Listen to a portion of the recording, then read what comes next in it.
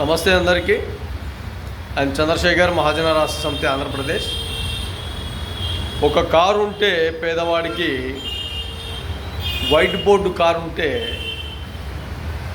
ప్రభుత్వ పథకాలు ఎక్కడ కూడా ఏ విధంగా వర్తించవు అని ఒక విధానాన్ని ఏర్పాటు చేసింది రాష్ట్ర ప్రభుత్వం.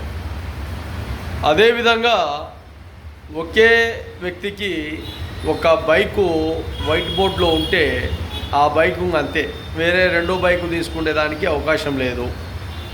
అదేవిధంగా ప్రభుత్వ పథకాలు ఏవైతే ఉన్నాయో లబ్ధిదారునికి చేకూర్చాలని ప్రభుత్వం ఆలోచిస్తుందో, పేదవాడు ఒక కారు తీసుకొని 50,000కో 60,000కో 70,000 రూపాయలకో 1,00,000 రూపాయలకో ఏదో ఒక సమయంలో సందర్భంలో తీసుకుంటే, నువ్వు కారు ఉంది, నీ దగ్గర ఫోర్ వీలర్ ఉంది, నువ్వు ఎటువంటి ప్రభుత్వ పథకాలకు అర్హుడివి కాదు, అనర్హుడివి అని జమ చేయడం కరెక్ట్ కాదు.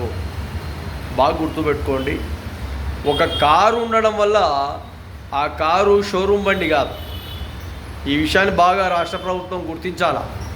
15 లక్షలు, 20 లక్షలు, 30 లక్షలు, 40 లక్షలు, కోటి రూపాయలు పెట్టి కారు కొనాలే పేదవాడు.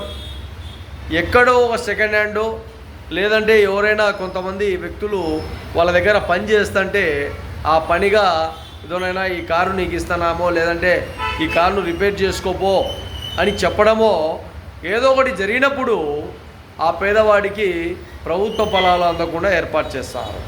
ఇది ఎంతవరకు కరెక్టు రాష్ట్ర ప్రభుత్వం బాగా ఆలోచన చేయండి. ఇటువంటి నేరాలు ఘోరాలు రకరకాలుగా బ్యాంకులను మోసాలు చేసి వేరే దేశాలకు వెళ్ళిపోయే నాయకులు దండిగా మంది ఉన్నారు. ఆ బిజినెస్ విధానాలు దండిగా మంది ఉన్నారు. దేశాన్ని, దేశ సంపదను కొల్లగొట్టి వెళ్ళిపోయి పారిపోయే వ్యక్తులు దండిగా మంది ఉన్నారు. మరి ఒక పేదవాడు ఎక్కడైనా వేరే ఏరియాకు పోవాలా, కారులో 4 సభ్యులు, కుటుంబ సభ్యులు పోవాలనుకుంటే అతను మాత్రం కారులో వెళ్ళకూడదు.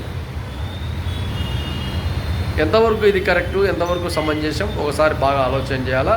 రాష్ట్ర ప్రభుత్వం ఇటువంటి విధానాల్లో ఖచ్చితంగా పేద వర్గాలకు మంచి అవకాశాన్ని కల్పించే విధంగా ఉండాలని మహాజన రాష్ట్ర సమితి ఆంధ్రప్రదేశ్ ద్వారా పూర్తిగా రాష్ట్ర ప్రభుత్వానికి తెలియజేస్తున్నాం. ఈ విషయంలో బాగా గమనించండి.